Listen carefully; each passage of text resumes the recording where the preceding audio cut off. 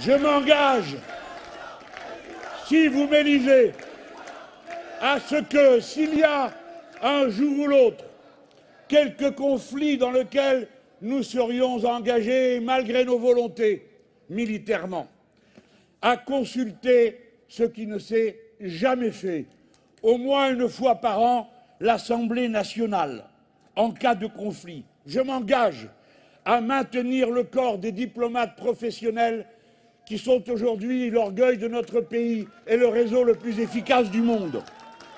Je m'engage à présenter un nouveau livre blanc sur la stratégie et les moyens de la défense nationale qui tiennent notamment compte de la modification fondamentale qui est en train de s'opérer sur les moyens de notre dissuasion, sur les questions qui touchent à l'espace et à la cyberarmée. Un autre monde est possible dès maintenant, et c'est la raison pour laquelle le conflit et la guerre d'invasion de l'Ukraine doit mobiliser toutes nos intelligences. Il ne suffit pas de déclamer, il faut proposer un chemin concret, qu'on dise par où on passe, par où on commence, par où on finit. Exiger le cessez-le-feu, exiger le retrait des troupes russes n'est pas dissociable du problème fondamental qui est posé à cette occasion, celui des sécurités des frontières. C'est la raison pour laquelle je plaide pour une initiative diplomatique radicale qui consiste à dire que nous convoquerons une conférence extraordinaire.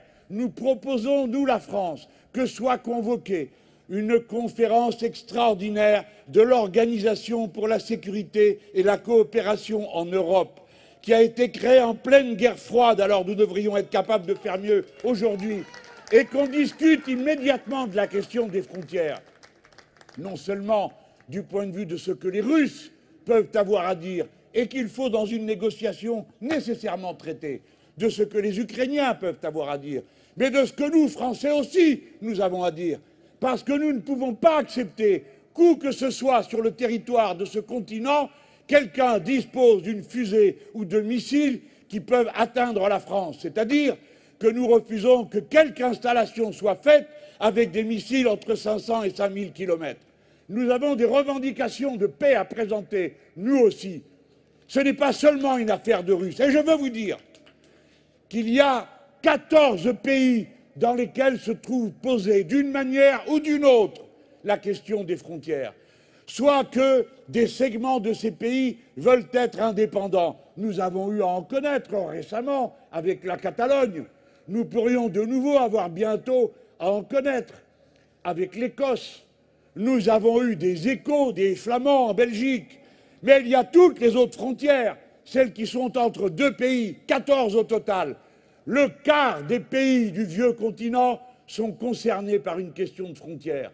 C'est la raison pour laquelle je propose depuis 2016 une conférence européenne des frontières pour discuter calmement des principes, avant qu'il y ait la crise, des principes d'organisation pour régler les conflits, avant qu'il y ait la crise, pas quand quelqu'un a commencé à déplacer ses chars, ses fusées et ses troupes.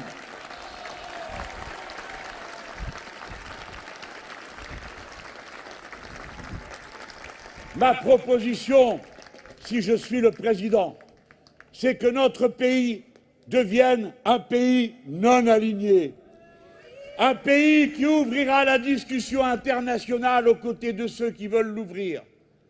Et ils sont nombreux, puisqu'il n'y a qu'une dizaine de pays qui aient les armes nucléaires.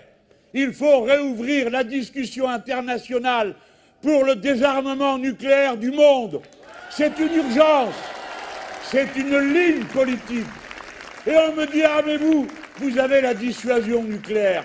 Fort bien, qu'est-ce que ça améliorerait que d'autres l'aient aussi? Et au demeurant, nous serions prêts, dans un accord général, nous aussi, à désarmer s'il le fallait. Bien sûr, pas les premiers, bien sûr pas avant tout le monde, mais nous serions prêts à avoir cette discussion et à organiser avec les autres le désarmement. Je vous propose de bien vous rappeler que non aligné ne veut pas dire neutre. La preuve, je suis non aligné aujourd'hui et je combats l'invasion de l'Ukraine par la Russie. Nous ne sommes pas neutres, nous sommes engagés.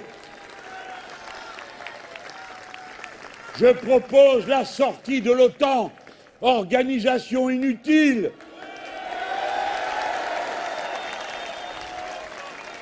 qui provoque par son agitation un peu partout des tensions, espérant retirer ici ou là des subventions pour je ne sais quelle agence de sécurité. L'OTAN, dont le président Macron avait dit qu'elle était en état de mort cérébrale, eh bien alors, si elle est en état de mort cérébrale, il faut s'en passer. Je propose que nous construisions, nous Français, des alliances altermondialistes. Qu'est-ce que ça veut dire? C'est des alliances qui partent de la nécessité de l'intérêt général humain, des alliances qui se préoccupent, par exemple, de la protection des biens communs de l'humanité, l'air, l'eau, des alliances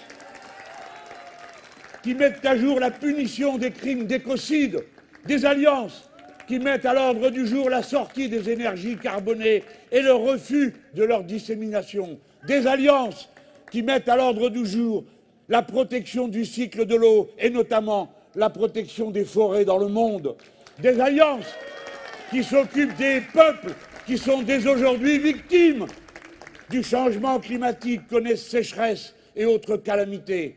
Ah, mes amis, pensez à cela. Quand on a faim, quand on a soif, on ne connaît plus ni frontières ni raison. Et alors, le changement climatique provoquera et provoque d'ores et déjà un tohu-bohu, des franchissements de frontières, des effondrements de sociétés, à côté desquels ce que nous observons ne sont encore rien. Que mon discours ne vous paraisse pas alarmiste, à vous clouer de peur. C'est au contraire, je vous appelle à relever le défi de l'humanité universelle, à vous en emparer, à intervenir pour changer le cours de l'histoire. Changer le cours de l'histoire, changer le monde, en commençant par changer la France.